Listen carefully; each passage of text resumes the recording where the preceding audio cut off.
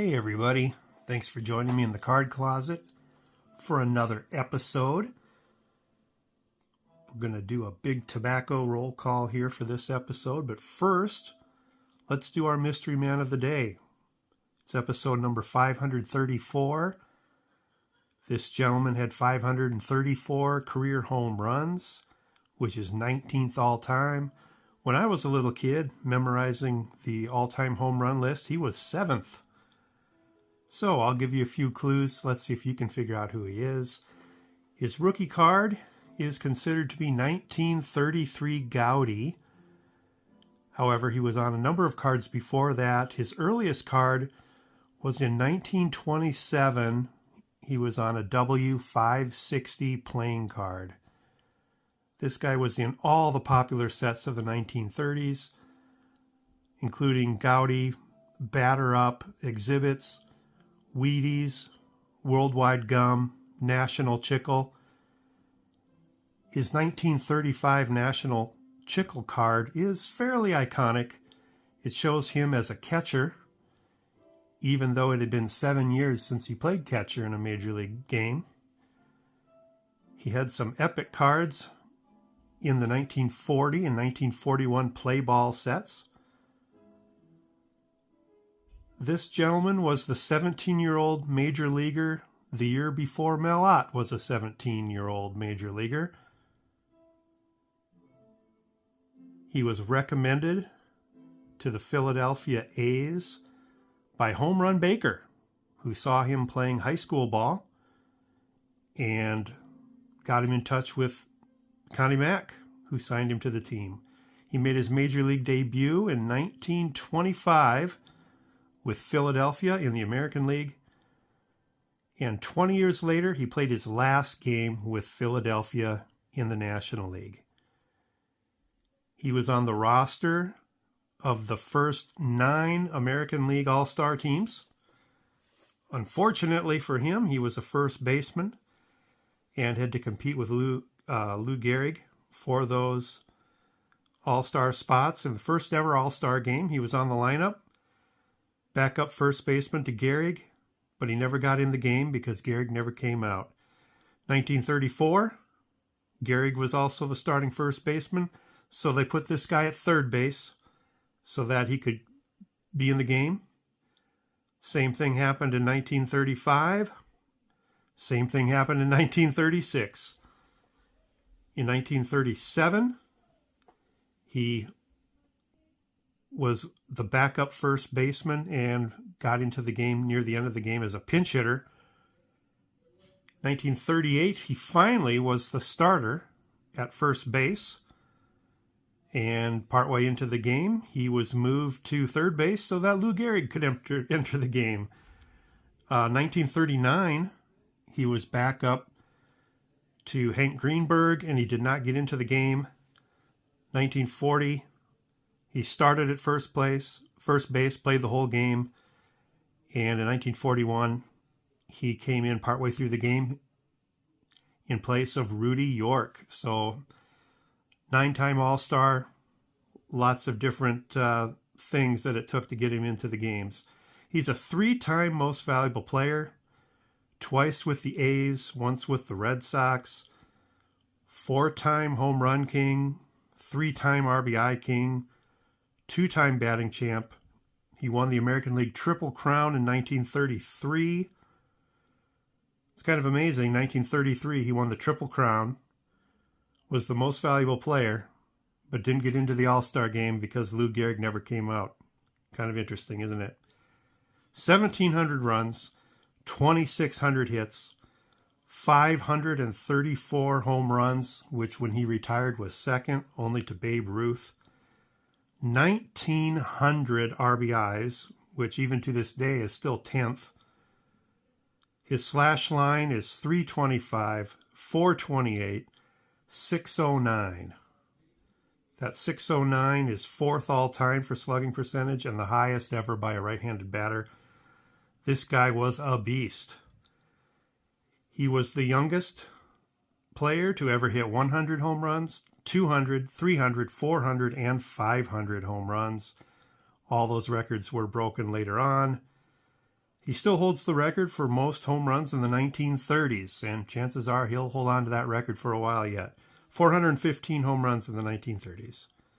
World Series champion with the A's in 1929 and 1930. Played in the World Series again in 1931, but lost. Later in his career, he was a mentor to young Ted Williams. All right, did you get it? Let me know in the comments if you were able to get our mystery man, who is Mr. Jimmie Foxx. Jimmie Foxx, shown here in his 1940 play ball. One of my favorite cards of Jimmie Foxx. So Jimmy will listen in to our episode here, for a while anyway.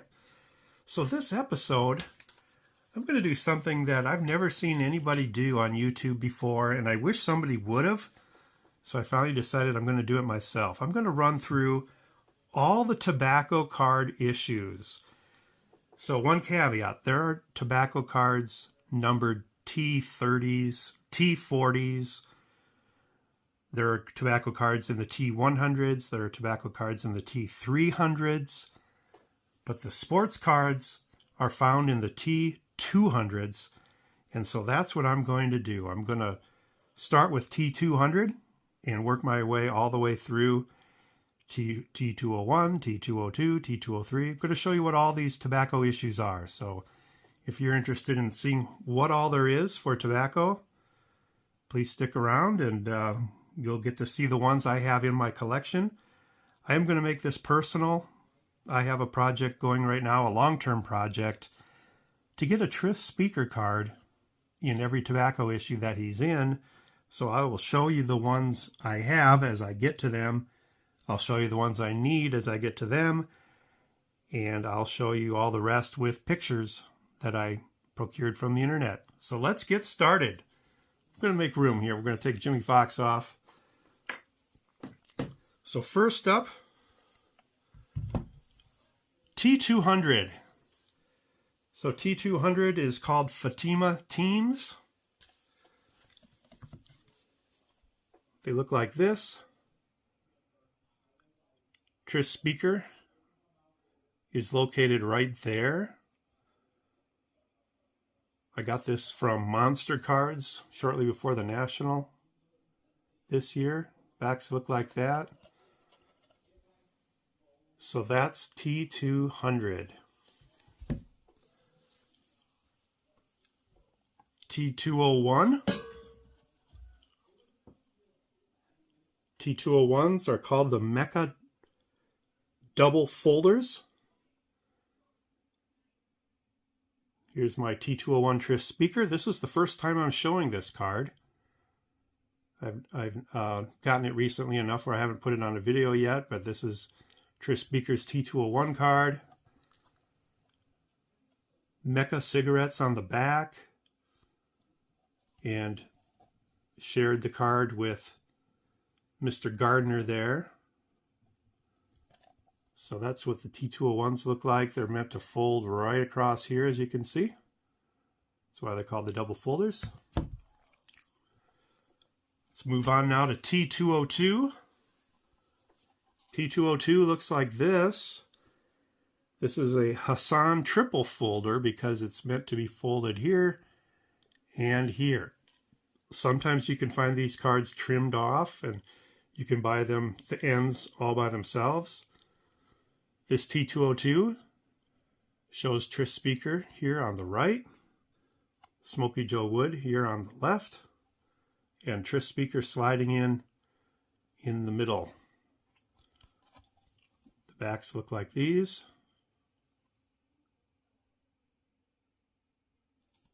And that is T202. T203 looks like this. It's more of a comic than an actual player card. The people depicted on these are not real people. They're just comic characters. These are called Mayo's Baseball Comics.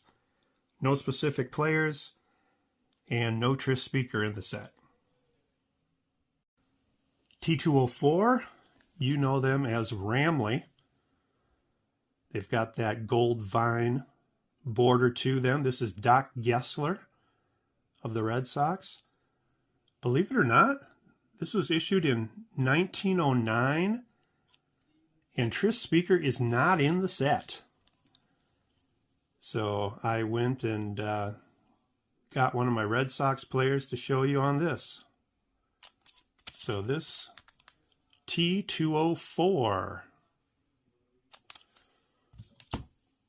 Moving on to T205. Oftentimes T205s are called the gold border. And this is my Tris Speaker for T205.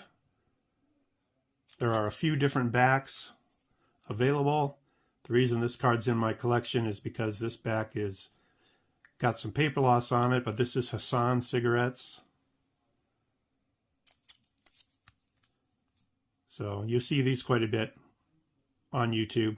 A lot of people collect these T205s. I have the complete Red Sox team set of these. So Tris Speaker T205. Up next, T206, probably the most common, most popular of the tobacco issues. This is, the official name is the American Tobacco Company, and these are produced in a number of different issues, subsets of the American Tobacco Company. T206, you've probably all seen this. I'm trying to get every different back there is for these. And this is a brand new one I have not shown before. This is a cycle back, just arrived a few days ago. I really had to give on the condition to get this. You just don't see a lot of them, and when you see one, you just go for it because you might not see another one for a while. I'm pretty sure I saw a cycle back at the National, but it was much more expensive and in better condition, so I did not go for it. This one I've got on Net 54. So T206.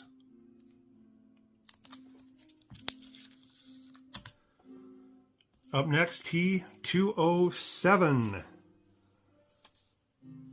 Also the American Tobacco Company, but they're also sometimes called the brown background. So T207 looks like this. There are several different backs to these as well. This is Tris Speaker with little recruit little cigars. Looks really good in these Mag Pros. And don't these perfect fits or superior fits for the Mag Pros fit this thing like a glove? Very, very nice. But yeah, T207, you'll see quite a bit of these. They're not probably the most attractive set, but people are getting into them. You're seeing more and more of them on YouTube. So that's T207. T208s look like this. They're called Cullivan's Fireside. Tris Speaker is not in this set. T209 looks like this. They're called the Centennia, and this is a minor league set, and no professional players in this set, and so Tris Speaker's not in this set either. T210 is Old Mill, and it is also a minor league set only. It looks like this. And because of that, there's no Tris Speaker in this set either. T211 is another minor league set called Red Sun. Here's an example of what it looks like. No Tris Speaker in this one. T212 is Obach. You see quite a bit of these, actually. It's a minor league set, but it's very popular. A lot of Pacific Coast players in this set. And Pacific Coast was near Major League, I would say, at this time, because there was not professional baseball on the West Coast. So for the professional caliber players that didn't want to travel east, this is where they played. And Obach is something you'll see on YouTube quite a bit. Being a minor league set, no Tris speaker. T213 is Coupon. And I've showed this before, but this is my Coupon cigarette T213 of Tris speaker. The lettering at the bottom is in blue rather than brown, like the T206 is in brown. Down here. But the back, even though the front looks like T206, the back looks like this. Coupon cigarettes.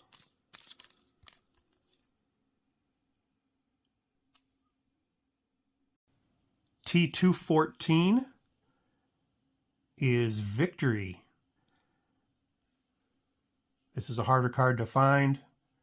Tris speaker is in this set. Here's a picture of what he looks like. I don't have it yet. Would love to get it someday. We'll see if I can ever find a really poor quality copy that fits my budget. But we'll see. But yes, T214 Victory. T215 is another one that looks like the T206 on the front. But this is Red Cross on the back. This is what the Tris speaker card looks like. Another difficult card to find. I do not have it yet. Keeping my eyes open though in case something pops up. T215. T216 is People's Tobacco. A little bit of a different front to this one for Tris speaker. I do not own this one either. Another tough one to find. Been a long time since I've even seen one online anywhere. But it's an interesting looking card there with the art picture of Tris. So again, this is People's Tobacco T216. And by the way, this is the last T card that Tris speaker is on. So the rest of them I'm going to run through and show you examples of. But nothing for me to obtain for my Tris speaker run. T217 is Mono. It's a minor league set. Looks like this. T218 is a multi-sport tobacco set called Champions. Most of the cards are boxing cards. If you've been with me for a while, you know I had quite a few of these, and I sold them at the National to make some cash when I ran out. I've got a couple of these in for grading, the Jack Johnsons, but they're still not back. T219 is called Honest Long Cut, and it is a boxing issue of tobacco cards. I think boxing must have been a lot more popular back then than it is now. T220 is another Champions tobacco set, and it is also a boxing set. You'll see some of these on YouTube from time to time. T221 is the Panhandle Scrap tobacco set, and it features, you got it, swimmers. Here's an example of what it looks like. T222 is a baseball card issue. Tris speaker is not in the issue, but some other famous players are in this issue. You've probably seen some T222s around YouTube before as well. T223 is Dixie Queen Prize Fighters. Another tobacco issue of boxers. T224 is Pet Cigarettes. It's a multi-sport issue, probably most famous for its track and field athletes.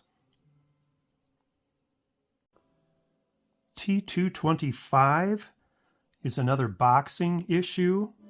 It comes with two different backs, Khedivial and Surbrugge. Not an uncommon set.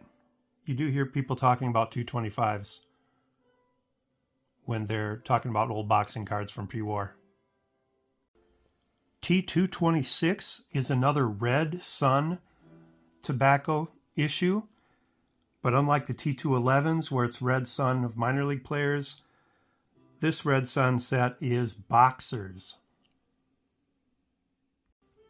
T227 is called the Series of Champions tobacco set. It's a multi-sport set, most famously known for this card right here. You've probably seen some fellow YouTubers pick this card up at the National. Tris Speaker, however, is not in the set. T228 features several different backs, but it is known as the Speed Champions set. Only a couple cards in the set, like 5 or 6, and they feature pictures of vehicles, fastest automobile, fastest boat, fastest trotter, things like that. The T229 set is another pet cigarette set, just like T224, and it features boxers, some of the all-time greats from that era. T230 is another panhandle scrap tobacco issue with a variety of different sports. This is a very, very popular card from that set. I'm not going to pronounce his name, but Duke, the great surfboarder from that era. And that's where I'm going to end it, everybody. T231 is fans' cigarettes. There was about a 10 or 12 year gap between the traditional tobacco era and the issuing of that set. And then when you get higher than 231, you're getting into sets in the 30s and 40s and even 1950s. So not what we consider typical tobacco issue cards anymore. So hope you enjoyed that rundown of all the tobacco sets from T200 through T230. Hope it gets your juices flowing. Maybe try to collect one from each of these sets. They're very interesting. Great topics. A lot of boxing, if you're a boxing fan from that era. A lot of baseball. And some random sports also thrown in there as well. So appreciate you all for sticking with it, especially if you're here at the end of the video. Long video, I know. But just wanted to get this on record. The complete run of tobacco era cards. So thanks for joining me, everybody. You have a great week, and we'll see you again soon. Bye now.